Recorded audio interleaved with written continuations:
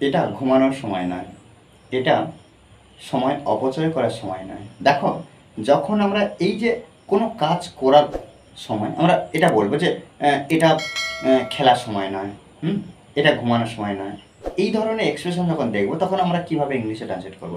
দেখো, সেই এক্সপ্রেশন নিয়ে আজকে আলোচনা করবো। জাস্ট আমাদেরকে একটুখানি বুঝে নিতে হবে কীভাবে ট্রান্সলেট করতে হয়। দেখো, যখন এই বিষয়টা দেখবো, এটা সময় নয়, এটা সময় নয়, কি করার সময় নয়, ঘুমানোর সময় নয়, এটা সময় নয় কি না টিভি দেখা, এটা আড্ডা দেওয়ার সময় নয়, এটা ভুল বোঝার সময় নয়। দেখো, এই এক্সপ্রেশন যখন দেখব আমরা কি করব।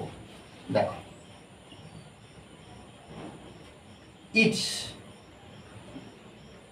নট টাইম, এটা সময় নয়, এটা সময় নয়।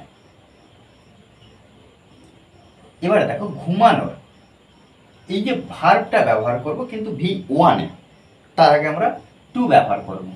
তাহলে এটা এটা আমরা বলতে পারি যে ইটস নট টাইম টু, কি কি করার সময় নয়, ঘুমানোর, slip.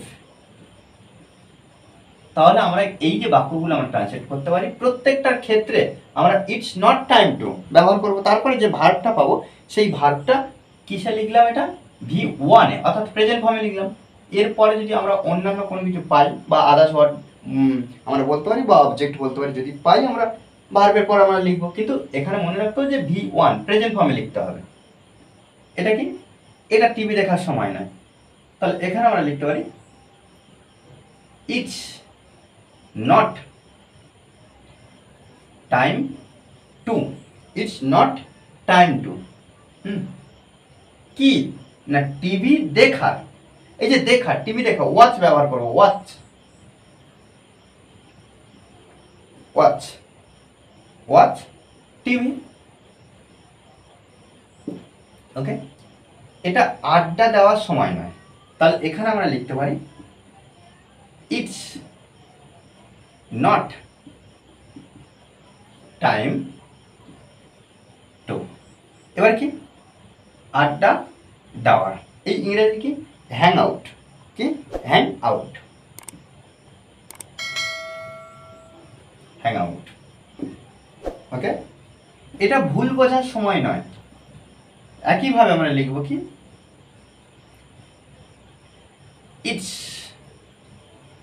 Not time to, it's not time to, it's not time to, কি করার, ভুল বোঝা, ভুল বোঝা, মিস আন্ডারস্ট্যান্ড, মিস আন্ডারস্ট্যান্ড।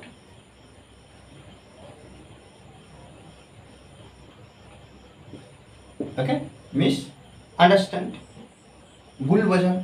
আর শেষে একটা বাক্য দিয়েছি, দেখো এই বাক্য আমাকে অবশ্যই কমেন্ট বক্সে জানাবে, কারণ আমাদেরকেও প্র্যাকটিস করতে হবে। দেখো, এটা ক্রিকেট খেলার সময় নয়। আমরা তো এইভাবে কিন্তু অনেক বাক্য তৈরি করতে পারি, কি এটা ক্রিকেট খেলার সময় নয়, এটা খাওয়ার সময় নয়। এইভাবে কিন্তু আমরা বাক্য বাংলাতে তৈরি করব, করে এবং ইংলিশে এক্সপ্রেশন দেওয়ার চেষ্টা করব, তবে কিন্তু আমরা ইংলিশে ইমপ্রুভ করতে পারবো। ওকে, আর এই ক্লাসটি যদি ভালো লাগে অবশ্যই লাইক কমেন্ট শেয়ার, আর যারা এখনও পর্যন্ত এই চ্যানেলটি সাবস্ক্রাইব করেননি তারা অবশ্যই চ্যানেলটি সাবস্ক্রাইব করে পাশে থাকবেন। Okay, thanks for watching this video.